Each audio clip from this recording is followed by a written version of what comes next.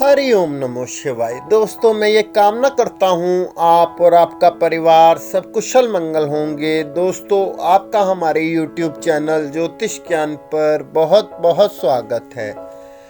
दोस्तों, प्रत्येक व्यक्ति के जीवन में अच्छे और बुरे समय आते हैं। अच्छे समय की तो चर्चा सब लोग करते हैं, लेकिन बुरे समय के बारे में प्राय सभी चर्चा करते हैं।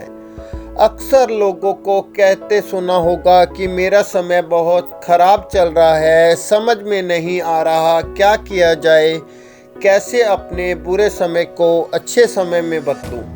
लेकिन सच तो ये है कि दो चीज़ें ऐसी हैं जिसे बुरे समय में करनी चाहिए। भगवान श्री कृष्ण ने गीता में बुरे समय के लिए क्या कहा है, इसे हम आज जानेंगे। आगे हम इस कहानी के माध्यम से जानते हैं कि बुरे समय में क्या करना चाहिए। एक बहुत ही गरीब किसान था। वह था तो बहुत गरीब, लेकिन मेहनती और खुश था।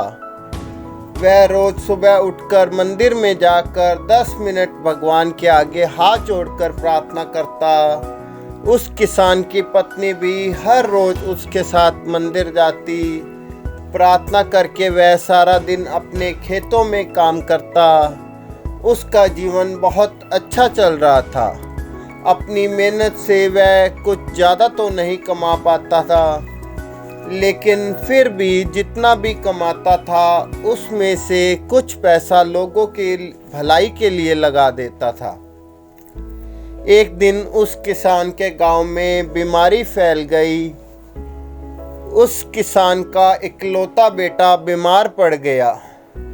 किसान के गांव में इस बीमारी के इलाज के लिए कोई अच्छा डॉक्टर नहीं था। पास के शहर में उस बालक को लेके जाया गया।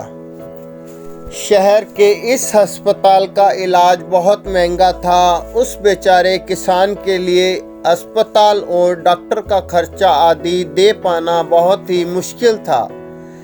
किसान दिन प्रतिदिन हिम्मत हारता जा रहा था।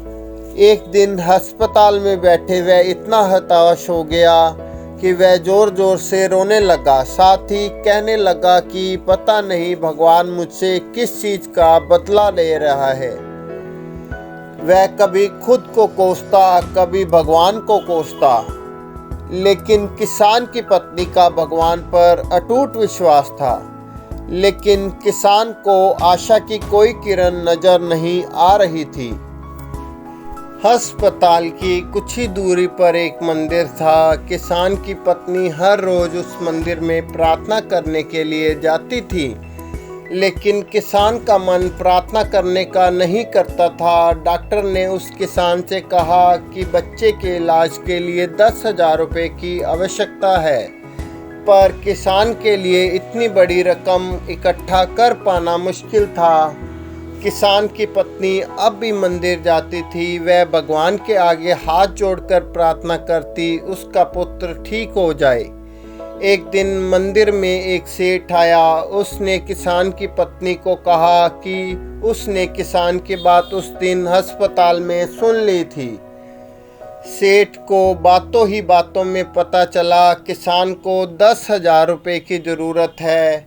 इस पर सेठ ने अपनी जेब से 10,000 निकाल कर देते हुए बोला कि उसके पास इतने ही रुपए हैं। साथ ही सेठ ने कागज़ पर अपना पता लिखते हुए कहा, अगर उनको और पैसों की आवश्यकता हो तो बेहिचक मांग लें।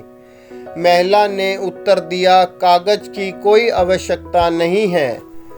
वो जानती है कि ये पैसे उसको किसने भिजवाए हैं। जिसने उसे ये पैसे दिए हैं वह परमात्मा उसका हमेशा ख्याल रखेंगे। इसे कहते हैं अटूट विश्वास।